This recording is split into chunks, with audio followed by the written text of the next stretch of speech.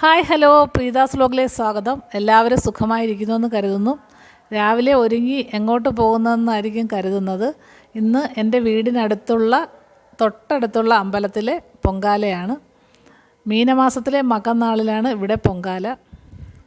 ഇവിടുത്തെ ഏറ്റവും പ്രധാന പ്രതിഷ്ഠ അയ്യപ്പനാണ്.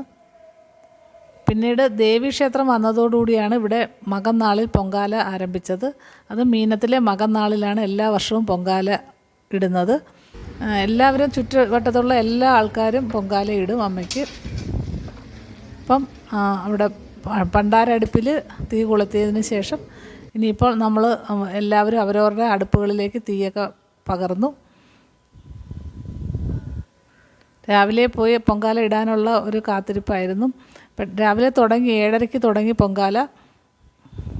ഇപ്പോൾ എല്ലാവരും അടുപ്പിലൊക്കെ തീയൊക്കെ കൊളുത്തി എല്ലാവരും നിൽക്കുകയാണ്. ഇപ്പോൾ എല്ലാ ക്ഷേത്രങ്ങളിലും പൊങ്കാലയുണ്ടല്ലോ. പണ്ട് ഇവിടെ അയ്യപ്പൻ്റെ പ്രതിഷ്ഠ മാത്രമുള്ളപ്പോൾ പൊങ്കാല ഇല്ലായിരുന്നു. അതിനുശേഷം ദേവീക്ഷേത്രം വന്നതോടുകൂടി എല്ലാ വർഷവും പൊങ്കാലയുണ്ട്. ശബരിമലയിലെ ഉത്സവത്തിൻ്റെ അന്ന് തന്നെയാണ് ഇവിടെ ഉത്സവം. അതായത് മറ്റന്നാൾ വെള്ളിയാഴ്ചയാണ് ഉത്സവം. ഇനി അരി ഇടുന്നതിനുള്ള സമയമായി. എല്ലാവരും അരിയൊക്കെ ഇടാനായിട്ട് റെഡിയായിട്ട് നിൽക്കുകയാണ്. പണ്ടാര അടുപ്പിൽ അരി ഇട്ടതിന് ശേഷം മാത്രമേ നമ്മൾ കലത്തിൽ അരി ഇടാറുള്ളൂ. അങ്ങനെ തിരുമേനി അരി ഇടാൻ തുടങ്ങിയാണ്.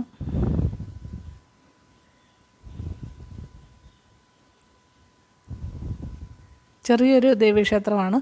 ഉപദേവതയായിട്ടാണ് ദേവി. പ്രധാന പ്രതിഷ്ഠ അയ്യപ്പനാണ്. ഗണപതിയുമുണ്ട്, മാടൻ തമ്പുരാനുണ്ട്. അങ്ങനെ ഒരു ചെറിയ അമ്പലം, ഒരു വലിയ ഉത്സവമൊക്കെ വലുതായിട്ട് നടത്തുന്ന അമ്പലമാണ് കേട്ടോ. അതിനുശേഷം എല്ലാവരും അരിയൊക്കെ ഇട്ട് ഞാനും എൻ്റെ കലത്തിൽ അരിയിടുന്ന ഇതാണ് കാണുന്നത്. ചുറ്റും നിൽക്കുന്നതെല്ലാം നമ്മളെ ബന്ധുക്കളും സുഹൃത്തുക്കളും ഒക്കെയാണ്. അയൽവക്കക്കാരും എല്ലാം ഉണ്ട് പൊങ്കാല ഇടുന്നതിന്. എല്ലാ വീട്ടിൽ നിന്നും ആൾക്കാരുണ്ടായിരുന്നു പൊങ്കാല ഇടുന്നതിന്. ഇത് എൻ്റെ ഒരു കസിൻ്റെ മോളാണ്.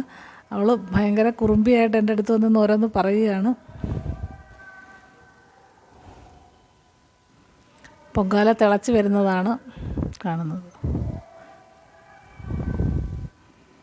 ഈ സമയത്ത് കുരവയിടാൻ അറിയാവുന്നവർക്ക് കുരവയിടുന്നതൊക്കെ നല്ലതാണ്. പക്ഷേ കുരവയിടാൻ അറിയാത്തത് കൊണ്ട് കുരവയൊന്നും ഇട്ടില്ല.